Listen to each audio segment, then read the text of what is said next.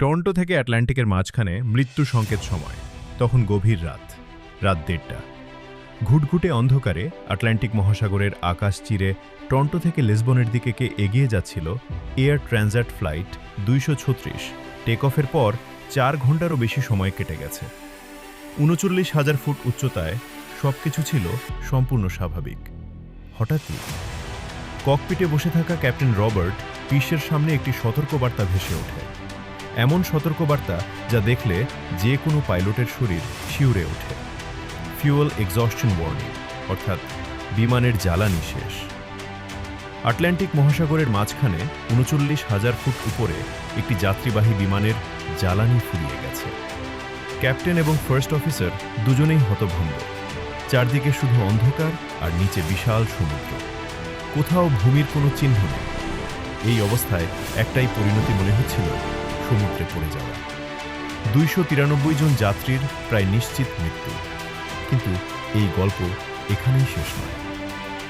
এই ঘটনা শুরু হয় 23 অগস্ট 2001 সালে রাত 8:42 কানাডার টরন্টো পিয়ারসন আন্তর্জাতিক বিমানবন্দর থেকে পর্তুগালের লিসবনের উদ্দেশ্যে যাত্রা করে এয়ার ট্রানজিটের একটি এয়ারবাস A330। এটি ছিল 7 ঘন্টার একটি নন স্টপ ফ্লাইট। বিমানে ছিলেন 293 জন যাত্রী, 2 জন পাইলট এবং 13 জন কেবিন ক্রু। টেক অফের আগে বিমানে ভরা হয়েছিল প্রায় 469 টন জ্বালানি, যা প্রয়োজনের চেয়েও 4.5 টন বেশি। অর্থাৎ জ্বালানি নিয়ে কোনো ঘাটতির প্রশ্নই ছিল না। বিমান চালাচ্ছিলেন 48 বছর বয়সী ক্যাপ্টেন রবার্ট পিসে। তার মোট ফ্লাইট অভিজ্ঞতা ছিল প্রায় 16,800 ঘন্টা।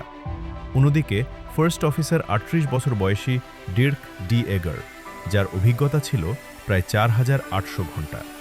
দুজনেই ছিলেন দক্ষ ও অভিজ্ঞ পাইলট। টেক অফের কিছুক্ষণের মধ্যেই বিমানটি পৌঁছে যায় 39,000 ফুট ক্রুজিং অ্যালটিটিউডে। রাত হওয়ায় বেশিরভাগ যাত্রী ঘুমিয়ে পড়েছিলেন। সবকিছু ছিল শান্ত ও স্বাভাবিক। 4 ঘন্টা কেটে যায়। রাত 1। টরন্টো থেকে আটলান্টিকের মাঝখানে মৃত্যু সংকেত সময়। তখন গভীর রাত 1:30।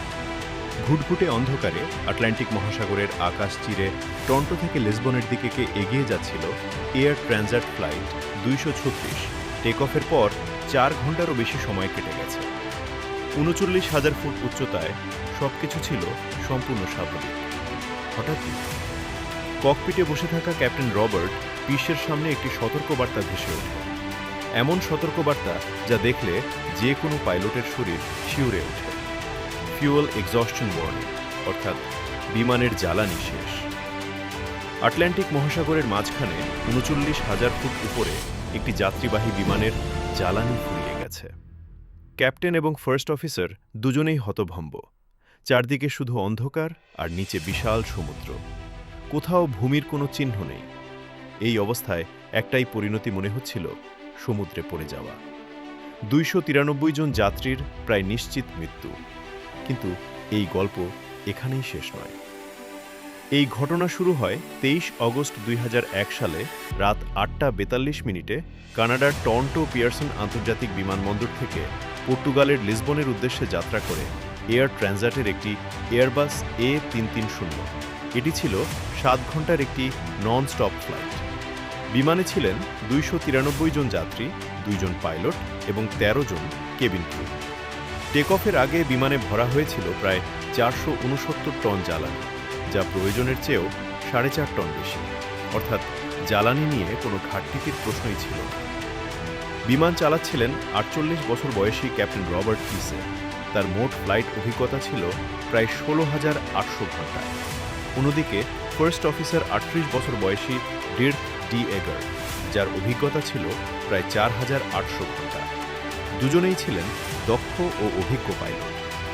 টেক অফের কিছুক্ষণের মধ্যেই বিমানটি পৌঁছে যায় 39,000 ফুট ক্রুজিং অ্যালটিটিউডে। রাত হওয়ায় বেশিরভাগ যাত্রী ঘুমিয়ে পড়েছিলেন।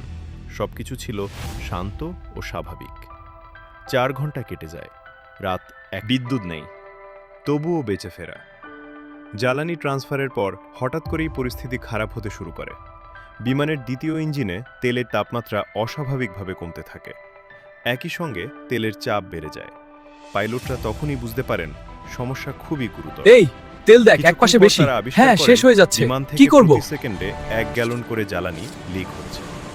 সবচেয়ে কাছের বিমানবন্দর ছিল পর্তুগালের এজোরেস দ্বীপের লাজেস এয়ারবেস, কিন্তু সেখানে পৌঁছানোর মতো জ্বালানি বিমানে ছিল না। রাত 2:13 ডান পাশের ইঞ্জিনে আগুন ধরে যায়। এর কিছুক্ষণ পর বাম পাশের ইঞ্জিনও বন্ধ হয়ে যায়। দুটি ইঞ্জিনই সম্পূর্ণ অকেজো হয়ে পড়ে। পুরো বিমান বিদ্যুৎহীন হয়ে যায়। যাত্রীরা আতঙ্কিত হয়ে পড়ে। তখন শুধু র্যাম এয়ার টারবাইন বিমানের ন্যূনতম নিয়ন্ত্রণ সচল রাখে। এখন আর উঠছে না বিমান, এটি গ্লাইড করছে। এয়ারবাস A330-র গ্লাইড রেশিও ছিল 15:1, অর্থাৎ প্রতি 15 কিলোমিটার সামনে এগোলে বিমান 1 কিলোমিটার নিচে নামে। সৌভাগ্যক্রমে লাজেস এয়ারবেস তখন প্রায় 121 কিলোমিটার দূরে ছিল। নিখুঁত হিসাব আর অসাধারণ নিয়ন্ত্রণে পাইলটরা বিমানটিকে গ্লাইড করিয়ে দ্বীপের দিকে নিয়ে আসে। তবে সমস্যা এখানেই শেষ নয়। বিমান তখনও প্রায় 20,000 ফুট উচ্চতায় ছিল। এয়ার ট্রাফিক কন্ট্রোলের নির্দেশে পাইলটরা একটি পূর্ণ বৃত্তাকার টার্ন এবং একাধিক এস টার্ন করেন উচ্চতা কমানোর জন্য। শেষ পর্যন্ত বিমানটিকে সঠিক ল্যান্ডিং উচ্চতায় নামিয়ে আনা হয়। ল্যান্ডিং ছিল অত্যন্ত ভয়াবহ। প্রায় 370 কিলোমিটার গতিতে রানওয়েতে স্পর্শ করার সঙ্গে সঙ্গেই বিমানটি বাউন্স করে। 12টি চাকার মধ্যে 8টি চাকা লক হয়ে যায়। তবুও প্রায় 2300 মিটার রানওয়ে অতিক্রম করার পর বিমানটি থেমে যায়। 14 জন যাত্রী এবং 2 জন ক্রু হালকা আহত হন, কিন্তু কেউ প্রাণ হারাননি। এই ফ্লাইট ইতিহাসে পরিচিত হয়ে যায় আজোরেস গ্লাইডার নামে।